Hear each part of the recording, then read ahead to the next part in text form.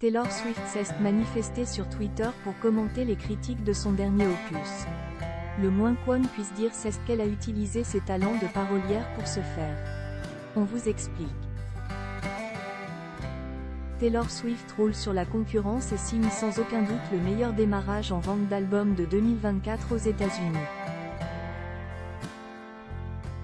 En effet, son double album The Tortured Poets Department, The Anthology s'est déjà écouté à plus de 1,6 million d'exemplaires en à peine 4 jours. De plus, celui-ci possède déjà plusieurs records à son actif. Autant dire que le nouveau projet de Taylor Swift s'avère plus que bien parti. Il faut dire que la chanteuse possède une solide fanbase grâce à ses mélodies entraînantes. Et surtout grâce à ses textes fédérateurs autour de l'amour. En France, la belle devrait se produire à l'Accor Hotel Arena pour le Eras Tour le 9, 10, 11 et 12 mai prochains. Rien que ça. Au-delà de son aspect purement commercial, The Tortured Poets Department, The Anthology s'est trouvé salué par la critique.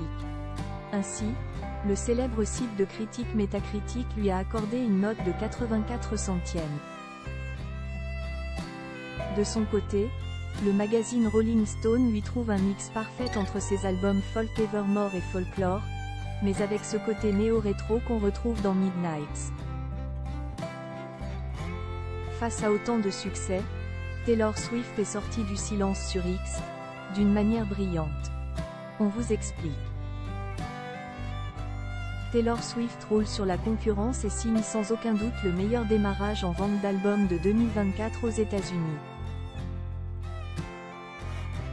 En effet, son double album The Tortured Poets Department, The Anthology s'est déjà écouté à plus de 1,6 million d'exemplaires en à peine 4 jours. De plus, celui-ci possède déjà plusieurs records à son actif. Autant dire que le nouveau projet de Taylor Swift s'avère plus que bien parti. Il faut dire que la chanteuse possède une solide fanbase grâce à ses mélodies entraînantes.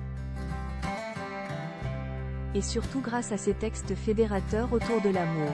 En France, la belle devrait se produire à l'Accor Hotel Arena pour le Eras Tour le 9, 10, 11 et 12 mai prochains. Rien que ça.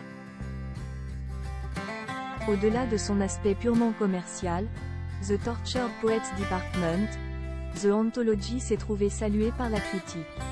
Ainsi, le célèbre site de critique Metacritic lui a accordé une note de 84 centièmes. De son côté, le magazine Rolling Stone lui trouve un mix parfait entre ses albums folk Evermore et Folklore, mais avec ce côté néo-rétro qu'on retrouve dans Midnights. Face à autant de succès, Taylor Swift est sortie du silence sur X, d'une manière brillante. On vous explique.